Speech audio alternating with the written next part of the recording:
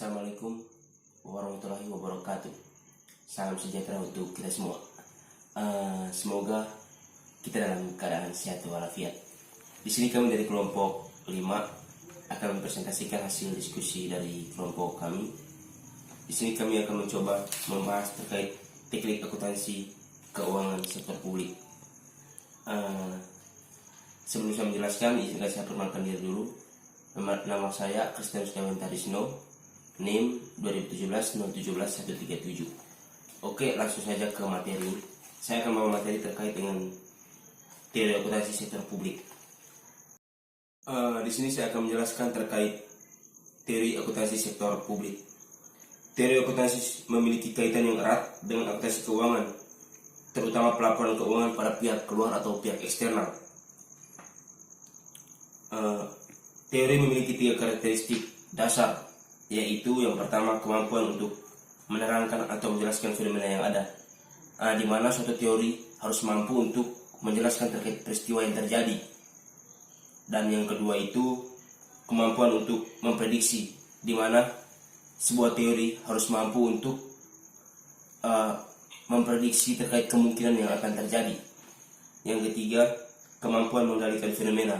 Di sini suatu teori harus mampu untuk mengendalikan fenomena-fenomena yang terjadi. Dan yang berikut saya lanjut ke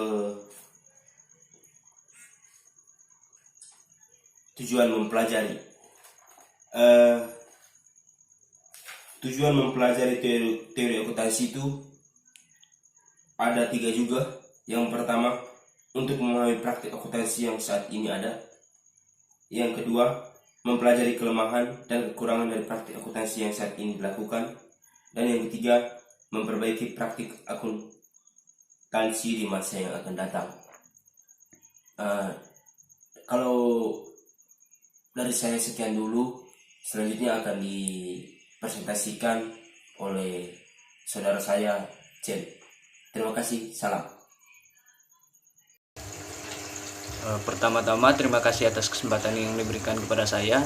Di sini saya akan menjelaskan mengenai hambatan yang dihadapi akuntansi sektor publik untuk menghasilkan laporan keuangan yang relevan dan handal. Adapun hambatan tersebut ada 6 hambatan. Yang pertama mengenai objektivitas. Objektivitas ini merupakan hambatan utama yang dihadapi akuntansi sektor publik dalam menghasilkan laporan keuangan yang relevan dan handal. Masalah objektivitas seringkali terjadi itu karena adanya benturan kepentingan antara kepentingan manajemen dan kepentingan stakeholder. Lalu kendala berikutnya itu konsistensi. Konsistensi ini mengacu pada penggunaan metode atau teknik akuntansi yang sama untuk menghasilkan laporan keuangan organisasi selama beberapa periode waktu secara berturut-turut. Konsistensi ditujukan agar laporan keuangan organisasi tersebut dapat diperbandingkan antara tahun ke tahun. Lalu adapun hambatan yang ketiga yaitu daya banding. Laporan keuangan itu semestinya dapat diperbandingkan antara periode waktu ke periode waktu, dan dapat diperbandingkan juga dengan instansi lain yang sejenis. Lalu hambatan yang berikutnya, ketepatan waktu. Laporan keuangan harus disajikan tepat waktu agar dapat digunakan sebagai dasar dalam mengambil keputusan ekonomi, sosial maupun politik, serta untuk menghindari tertundanya pengambilan keputusan-keputusan tersebut. Kendala ketepatan waktu dalam penyajian laporan keuangan akuntansi sektor publik yaitu lamanya waktu yang dibutuhkan oleh organisasi untuk menghasilkan laporan keuangan. Lalu berikutnya yaitu ekonomis dalam penyajian laporan keuangan. Dalam penyajian laporan keuangan tentunya membutuhkan yang namanya biaya. Semakin banyak informasi yang dibutuhkan, akan semakin besar pula biaya yang harus dikeluarkan. Kendala ekonomis dalam penyajian laporan keuangan bisa berarti bahwa manfaat yang diperoleh harus lebih besar dari biaya yang dikeluarkan untuk menghasilkan laporan keuangan tersebut. Lalu kendala yang terakhir itu ada materialitas.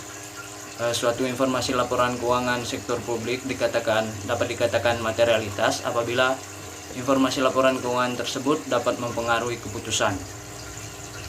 Mungkin sekian dari saya, selanjutnya akan dijelaskan oleh teman-teman kelompok yang lain. Terima kasih. Salam dan bahagia. Perkenalkan, nama saya Frandianto Deta, NIM 2017-017152.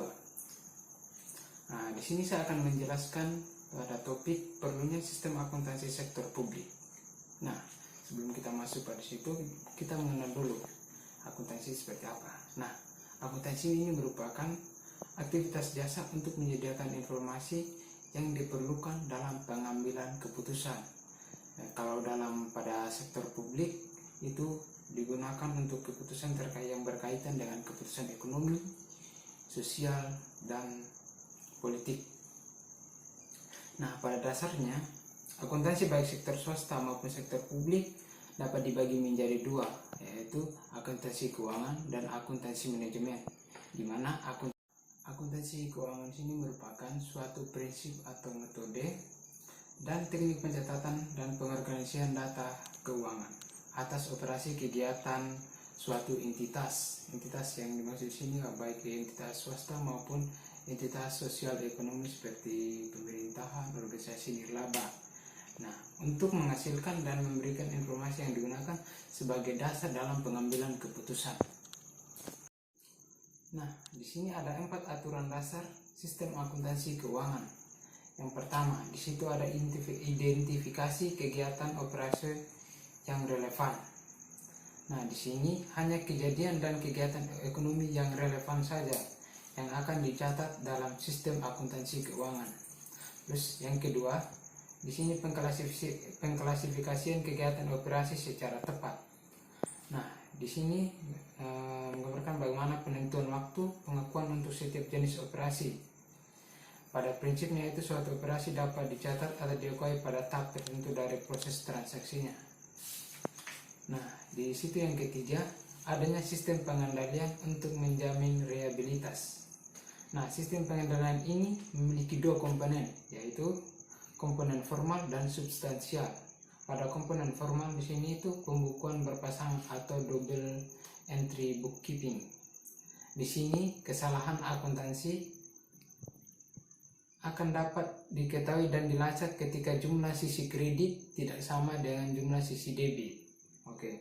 Sedangkan pada komponen substansial ini merupakan konflik kepentingan atau dalam bahasa Inggrisnya conflict of interest, yaitu kesalahan akuntansi muncul ketika mempengaruhi secara negatif pihak ketiga. Yang keempat yaitu menghitung pengaruh masing-masing operasi. Di sini terdapat beberapa kesamaan akuntansi keuangan baik pada sektor publik maupun pada sektor swasta. Nah, sebagai contoh, pada suatu sektor tersebut direkomendasikan untuk menggunakan sistem pembukuan berpasangan dalam mencatat akun-akun transaksi. Nah, kedua sektor sama-sama membutuhkan standar akuntansi keuangan sebagai pedoman pencatatan agar terdapat perlakuan yang sama terdapat suatu transaksi. Siklus akuntansi pada kedua sektor tidak jauh berbeda. Oke, demikian dari saya. Berikutnya akan dijelaskan oleh teman kelompok saya. Sekian dari saya. Terima kasih. Ini ada beberapa standar akuntansi yang digunakan dalam akuntansi sektor publik. Yang pertama, pertimbangan standar informasi yang berkaitan dengan laporan posisi keuangan, ada kinerja, ekuitas, aktivitas sebuah organisasi. Yang selanjutnya ada standar yang memberikan petunjuk atau tindakan bagi auditor. Yang dimaksud dengan memberi petunjuk dan aturan tindakan bagi auditor adalah memungkinkan penyajian dan kehati-hatian dalam melakukan pengauditan terhadap sebuah organisasi saat membuktikan kewajarannya. Yang selanjutnya ada standar memberikan petunjuk kumpulan data yang disajikan berkaitan dengan variabel. Di sini yang terdiri dari bidang perpajakan, regulasi, perencanaan, serta regulasi ekonomi, peningkatan efisiensi ekonomi, serta tujuan lainnya. Yang selanjutnya ada standar menghasilkan prinsip dan teori bagi seluruh pihak yang berkepentingan dalam disiplin ilmu akuntansi. Selanjutnya adalah hal-hal yang perlu diperhatikan dan sedapat mungkin untuk menghindari standar yang overload atau standar yang terlalu berlebihan. Yang pertama adalah standar yang terlalu banyak, yang kedua adalah standar yang terlalu rumit, dan yang ketiga tidak ada standar yang tegas sehingga sulit untuk membuat pilihan dalam penerapannya. Dan yang keempat adalah standar yang mempunyai tujuan yang sifatnya itu terlalu umum. Kemudian yang kelima adalah standar yang kurang spesifik sehingga gagal dalam mengidentifikasi perbedaan. Contohnya perbedaan antara entitas publik dan non-publik, laporan keuangan tahunan dan interim, organisasi besar dan kecil, serta laporan keuangan auditan dan non-auditan. Nah, yang terakhir adalah pengungkapan yang berlebihan dan pengukuran yang terlalu kompleks. Selanjutnya, di sini saya akan melanjutkan presentasi dari Saudara Yudi mengenai teknik-teknik akuntansi keuangan sektor publik. Di sini ada 5 teknik akuntansi. Yang pertama akuntansi anggaran, kedua akuntansi komitmen, ketiga akuntansi dana, keempat akuntansi kas, dan yang kelima akuntansi akrual. Di sini yang pertama ada teknik akuntansi anggaran, merupakan teknik akuntansi yang menyajikan jumlah yang dianggarkan dengan jumlah aktual dan dicatat secara berpasangan atau double entry. Dan yang kedua teknik akuntansi komitmen adalah sistem akuntansi yang mengakui transaksi dan mencatatnya pada saat order dikeluarkan. Sistem akuntansi akrual mengakui hanya pada saat faktur diterima dan mengakui pendapatan ketika faktur dikeluarkan. Dan selanjutnya ada teknik akuntansi dana. Di sini akuntansi dana pada organisasi sektor publik terdapat masalah yang utama yang dihadapi adalah pencairan sumber dana dan alokasi dana, penggunaan dana, dan peran anggaran sangat penting dalam organisasi sektor publik. Dan yang keempat ada akuntansi kas. Di sini yang dimaksud penerapan akuntansi kas, pendapatan dicatat pada saat kas diterima dan pengeluaran dicatat ketika kas dikeluarkan. Dan yang terakhir di sini ada akuntansi akrual. Akuntansi akrual di sini dianggap lebih baik daripada akuntansi kas. Di sini teknik akuntansi yang berbasis akrual ini diyakini bahwa dapat menghasilkan laporan keuangan yang lebih dipercaya, lebih akurat, komprehensif, dan relevan untuk pengambilan keputusan ekonomi, sosial, dan politik. Nah, sekian dari sekian presentasi kami. Lebih dan kurangnya mohon dimaafkan. Wabillahi taufiq wal hidayah. Assalamualaikum warahmatullahi wabarakatuh.